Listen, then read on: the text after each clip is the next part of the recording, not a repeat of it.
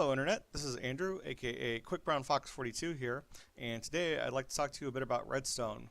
Now, if you've been going out mining and you get in the bottom 15 or so layers, you've probably seen this ore with the red in it, and when you break it, it yields these this red powder. That is redstone, and you've probably tried to use it, and you can see that you can lay it on top of blocks and you can lay it in a line. And redstone has the ability to also be powered by redstone torches, which are made the same way as regular torches, only with redstone instead of coal. And you only make one at a time rather than four.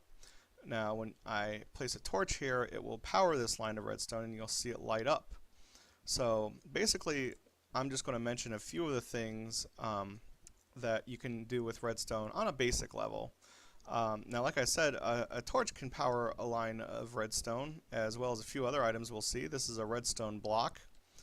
It's made from crafting 9 redstone dust together, and it always powers, as does the torch. The torch is going to be the usual power source, but you can also see there are some conditionally active sources, such as these pressure plates. When I step on them, you can see that it will briefly turn this line of redstone on, both the wooden and the stone one. There are buttons, which are also very common. You can see the stone one and the wooden one, and these will also turn this line of redstone on temporarily. For something more permanent, there's a lever here, and you can see as long as I have this lever on, this redstone over here will be powered. Well, now we've seen lines of redstone and how to power them, so what do we use this powered redstone for? Well, I have a few of the basic items here. The first one I want to show you is a door. I have an iron door here, although it can also be used to power wooden doors and fence gates. However, iron doors, unlike wooden doors and fence gates, must be powered by redstone in order to open or close. They're impossible to open or close by hand. So you can see this button here. Now when I use the button and the redstone lights up, it will power the door and the door will open. And then when the button goes off and the signal goes off, the door will close again. I've got a trap door here. They work in very much the same way as the wooden door. You can see power on will open, power off will close. Here we have a piston, and when this is powered, the piston will extend one block and it will push one or more blocks in that direction. And then when the power goes off again, the piston will retract, leaving the blocks in their new place. Now this is a variant of a piston, which is much more common, called the sticky piston, which is made with a piston and a slime ball.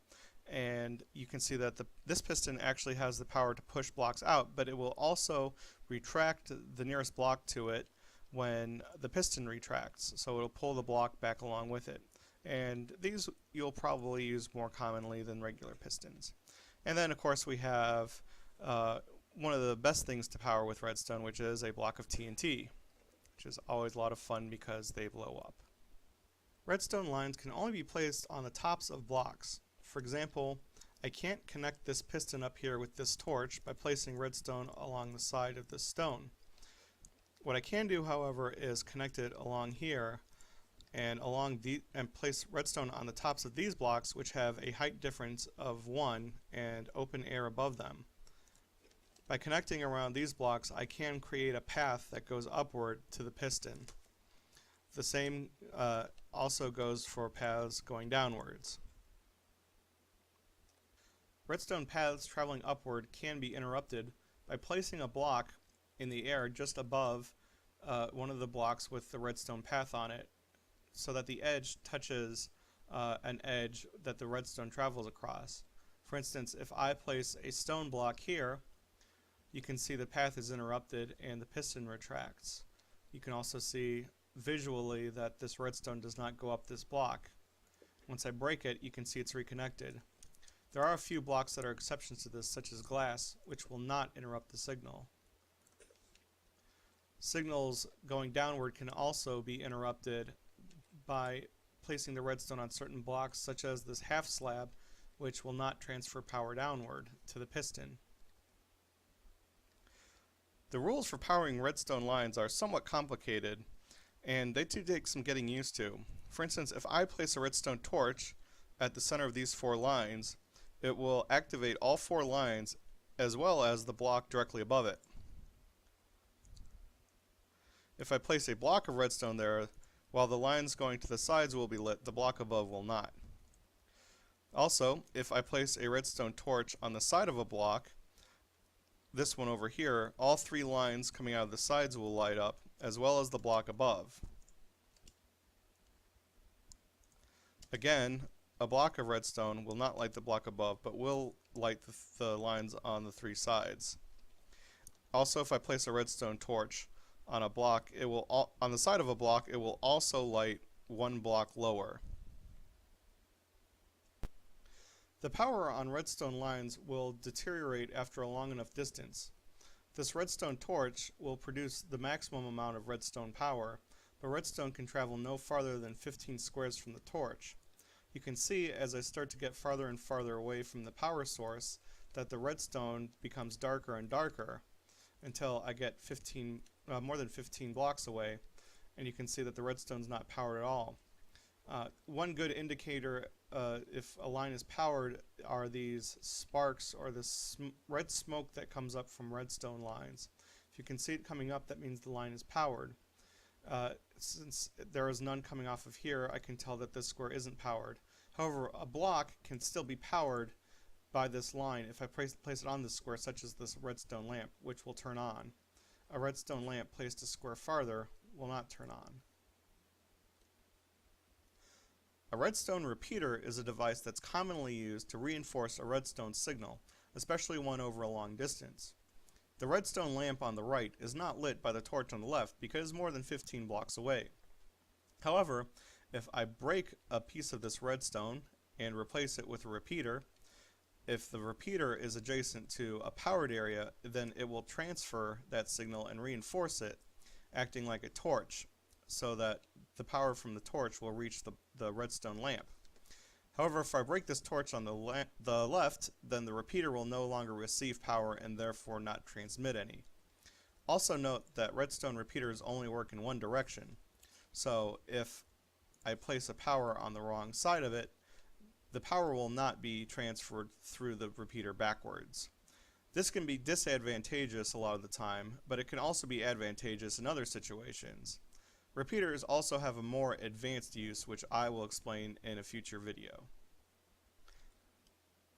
This redstone lamp is connected by a line of redstone to this stone brick with a lever on it. So when I switch the lever, it will power this redstone lamp. However, this lamp will be weakly powered, meaning it can't provide power in the same way that a block of redstone would. So these 2 lines on the right will not light up when the lamp is powered. However, it will be able to activate this repeater on the left, and the repeater will be able to provide power to the line next to it. Note that in order to power the lamp, the line of redstone immediately next to it must go straight to the lamp. It cannot have redstone either to the left or to the right of it. If I place it there, then the signal will go off to the side, and the lamp will neither be powered nor activated. This redstone lamp in the middle will be powered and activated much the same way as the first one was, and since it's powered, it will be able to also activate all of the redstone lamps adjacent to it, lighting them all up. This redstone lamp has a line of redstone that goes all the way around it, but never to it. Therefore, it will not be able to either activate or power when I flip this lever. Redstone lines power the block that they're sitting on top of. Therefore, when I flip this lever, even though both lines of redstone will light up, these stone bricks underneath this redstone line will become powered and able to activate both the lamps and the pistons that it's adjacent to. This redstone line here will power the blocks beneath it, which are not adjacent to the pistons or the redstone lamps here. Therefore, they will not activate. See, the left side is all on and the right side is all off.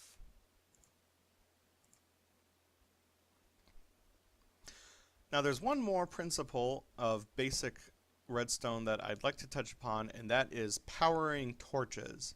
Now this torch, as you can see, is a power source for this redstone lamp over here. and they're normally used to power, like I said earlier.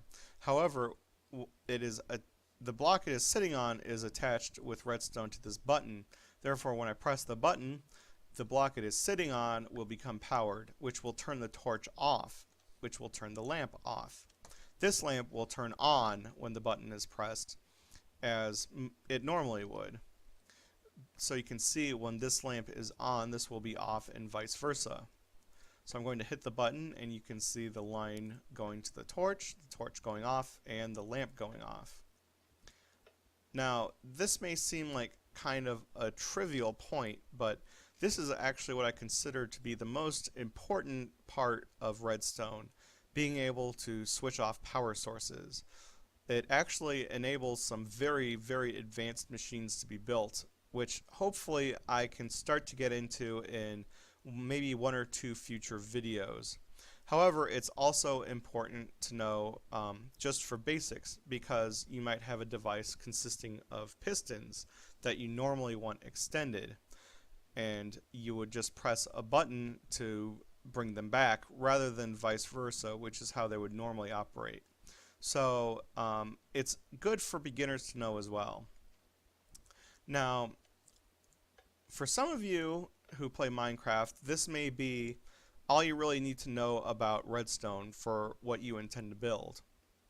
However, I do enjoy some of the principles of redstone, and hopefully in a future video I will get into more complex redstone creations with multiple lines and multiple torches that have different functions. And hopefully you will tune in for some of those, and hopefully I can make them so that pretty much all of you can understand them.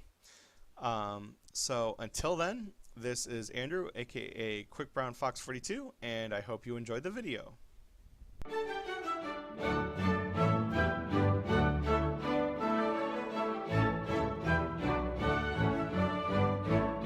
And you can see when it goes off, it retracts again, and we also have the more common sticky piston. You have to be kidding me.